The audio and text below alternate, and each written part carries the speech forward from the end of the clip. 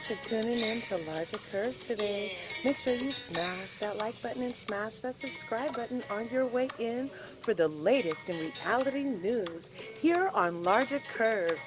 I totally appreciate you stopping by and taking your time to see what I have to say about none other than the Real Housewives of Potomac's most recent episode, Goddesses of War.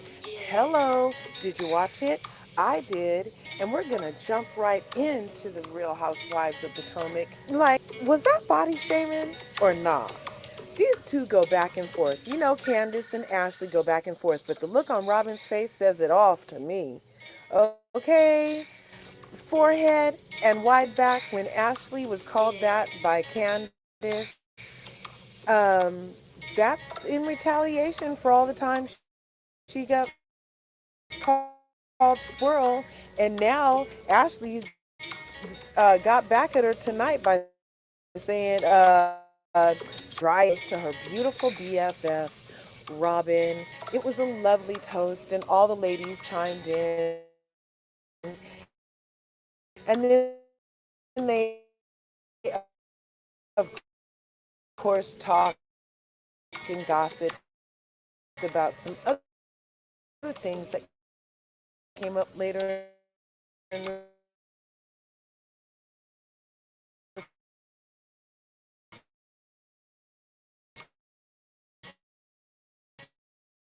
thing.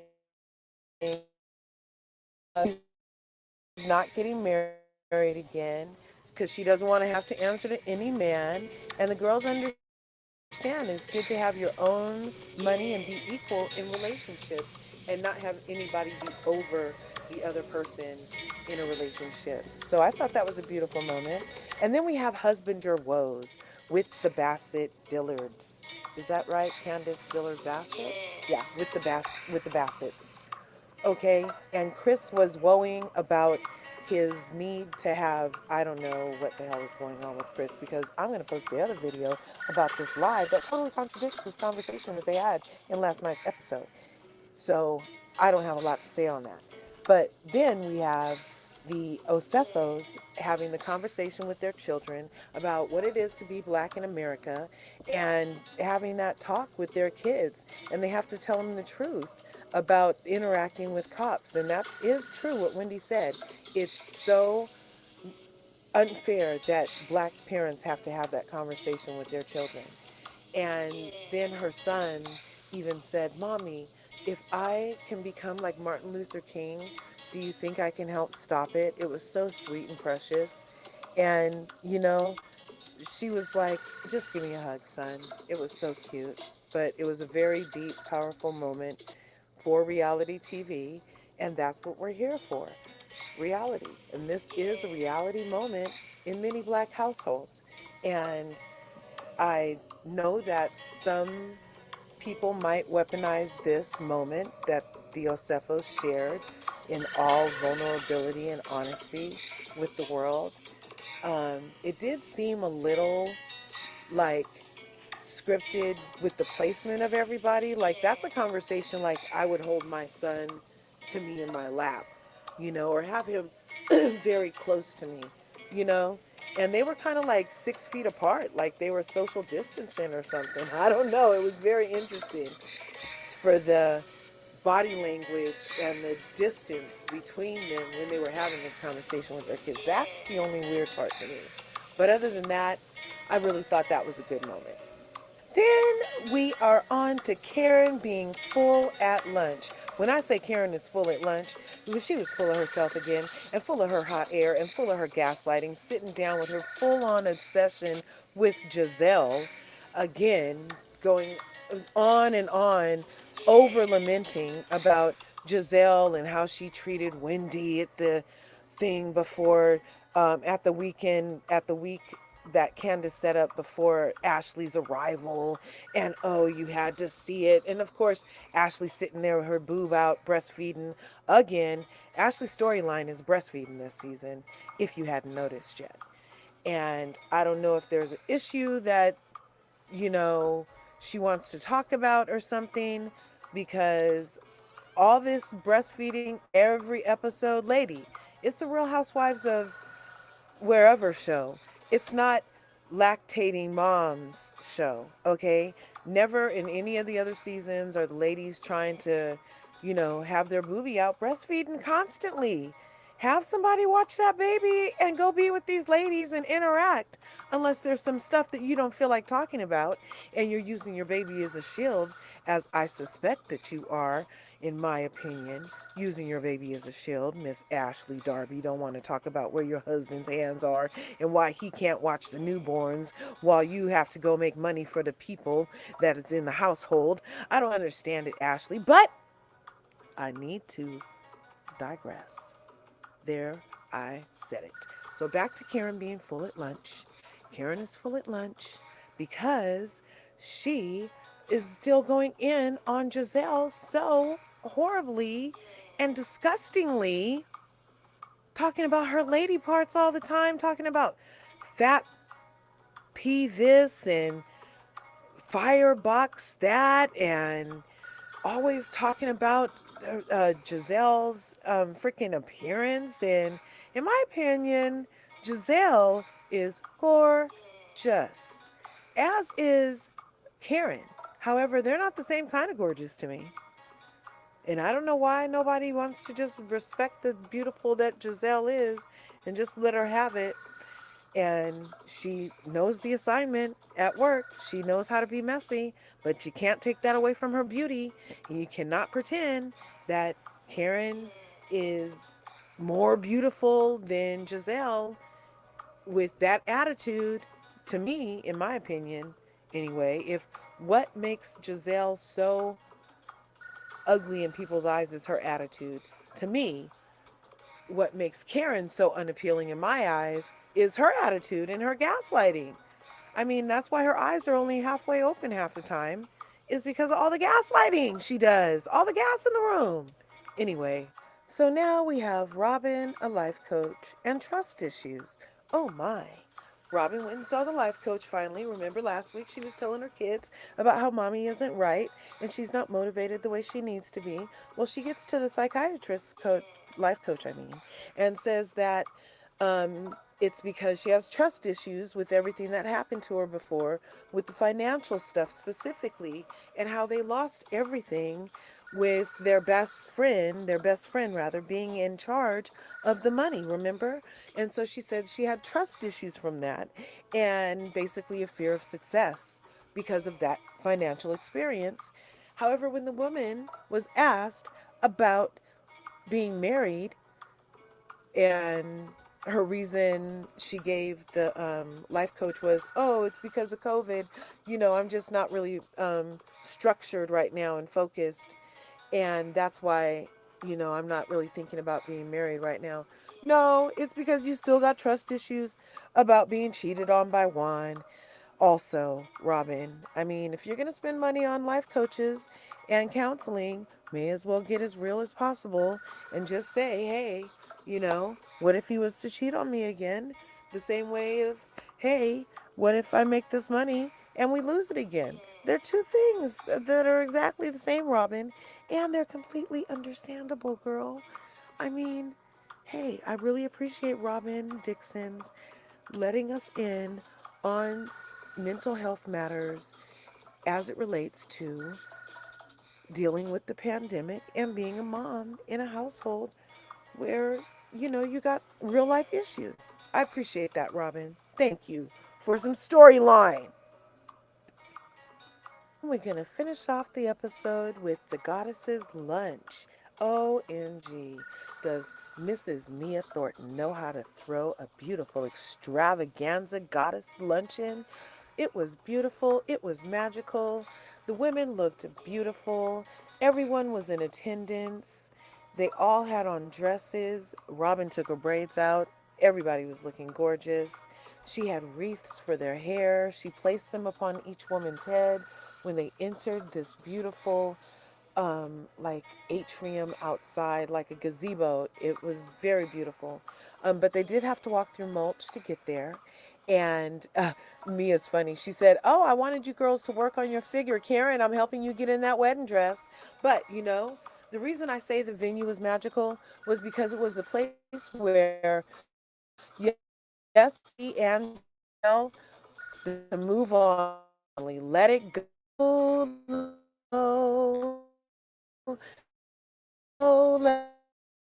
and move on because Giselle didn't say nothing about your damn marriage.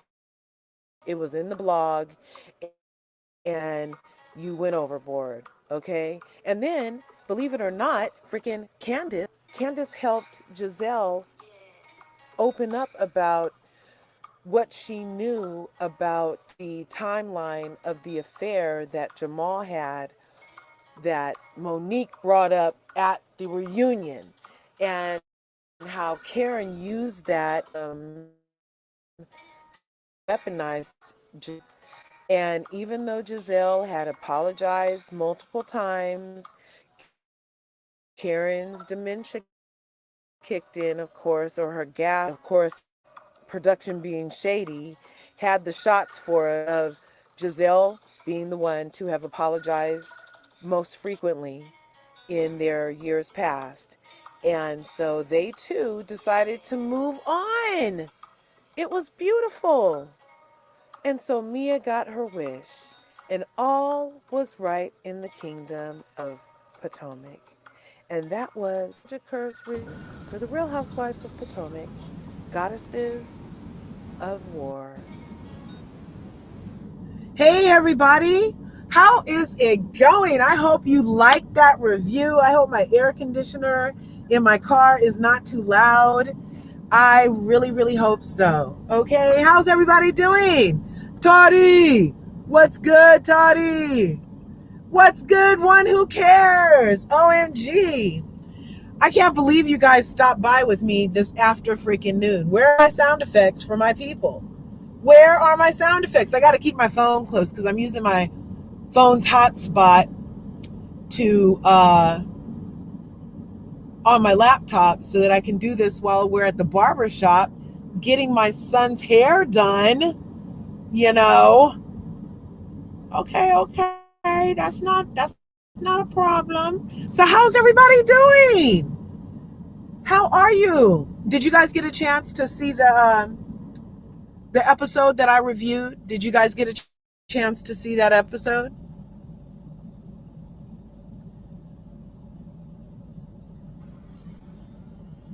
Did you guys get a chance to see it? Huh? Any takers? Oh, look, 3 people are here. Hi, people. I am so thankful that you guys took a minute to come in here. Where is this crowd?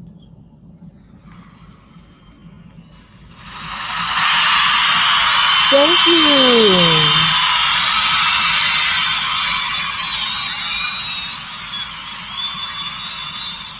Awesome. That's for One Who Cares and Toddy Vision. My girl, Toddy Vision. Toddy Vision. Yes. It's so awesome to hear you, to see you. Doing a drive-by. Oh my God. I really appreciate you.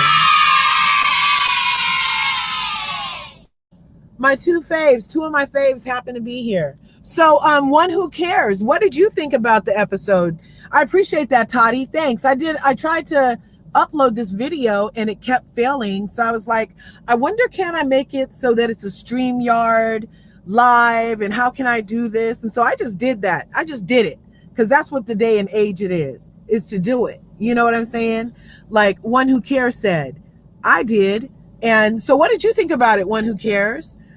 Or do you think that Mia might be freaking a magician at this point, being able to be the one who coordinated or set the venue for the magic to happen, for all this forgiveness between Giselle and Wendy and Karen?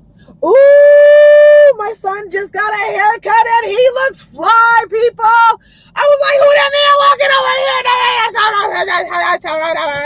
here? That's my son. Oh my God. Oh, Team Mia. Isn't Mia fascinating, gorgeous, and amazing. I am here for all things Mia. And her vulnerability and realness, along with her, you know, just like she oozes glamour and sex appeal and confidence, even though we know she's had such a hard, interesting life, it seems, in so many ways.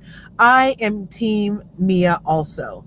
And I'm liking how you know, she's finding her own rhythm within all of this. I'm still figuring Mia out. You are, like, at first I was kind of like leery, but that was partly because Candace always talking ish about people. Candace had a lot to say about freaking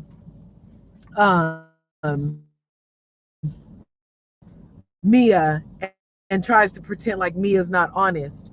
And just that whole, I mean, she just met the girls. So if she omitted or glamorized somehow her experiences as a pretty hostess, then, I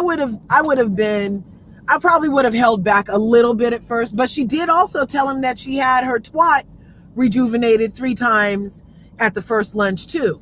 At the titty cupcake party, remember? And so, I mean, if you're willing to tell strangers that you had your box regenerated, then you can surely tell strangers the truth that you freaking, used to be a escort / hostess / we wore pretty gowns, stripped. You would have been able to tell the truth. So just own all of it, Mia. I really like her approach. This season, I am not into Karen. I don't know if any of my other people in here, one who cares. Are you also team Karen? Because I'm personally not. Like, I feel like Karen is full of gas and she's just too much for me, man. She's too much. But, and then Ashley's whole thing is breastfeeding.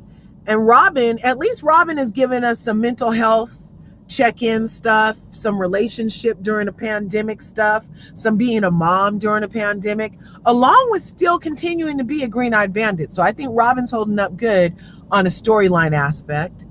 I really appreciated those Cephos and the time they took to talk to their children about all that, like I said. And also the venue. Yeah. So this was just a real quick live. I am so thankful for you ladies popping in, for you humans popping in.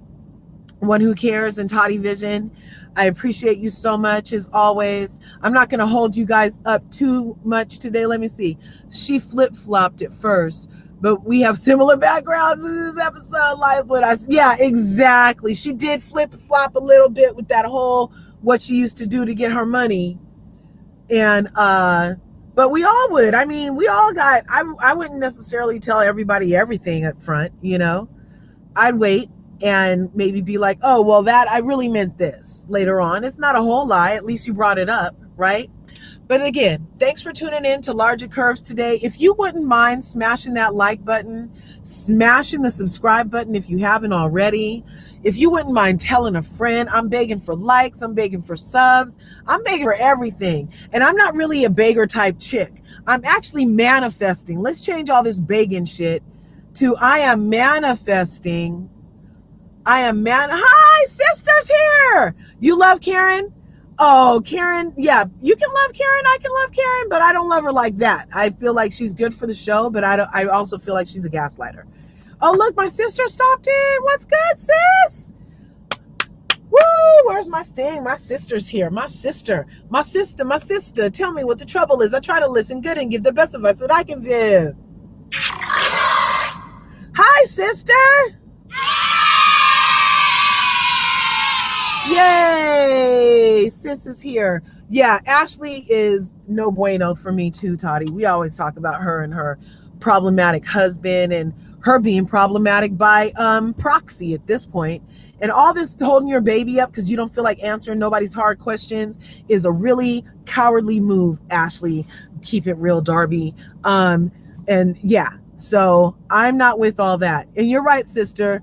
No begging. I'm not begging for ish. I am manifesting likes, subs, and 1,000 subs so I can be well on my way to reaching my goals over here. If you guys can help me with that by sharing my channel with a friend or doing whatever you can do to help me manifest what I'm manifesting, I'm also holding that space for you. Let me see. Who is this? Let me see. Oh. That's right there. Oh, really? Cool. Awesome. How much was it? 30. Oh, it was only 30 for a haircut these days. You should see my son. I didn't even know who he was. Here, I'm going to let you guys see him real fast. Wait, son, I just want you to show the people your haircut.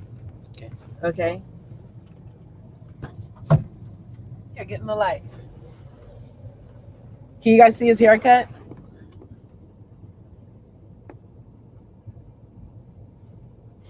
Isn't he handsome? Oh my God. Oh, that was the first time you watched since Monique left, huh? Really? Was Monique one of your favorites? So let me take this off me. I'm not presentable. Was Monique one of your favorites? Thanks, sis. Erica's auntie said it looks cool, Zion. Was Monique one of your favorites? Who cares? I liked Monique, and I still like Monique. I just thought all that business that she did with the fight was like too much, too little, too late to ever try again. But I support her on her YouTube and stuff, and also I want some of those Mila Eves. I'm going to get some next time I get a little change because I love essential oils and they really do help. So, like I was saying, people, I totally appreciate you for taking your time to pop by. My son just got back in the car. I was just doing this for the minute. Toddy, we need to get together and do our vision boarding live. Okay, let's get that scheduled. And one who cares, I totally appreciate your time. Sis, I totally appreciate your time. If you happen to catch this in a replay, I totally appreciate your time. And I look forward to seeing you in the next video.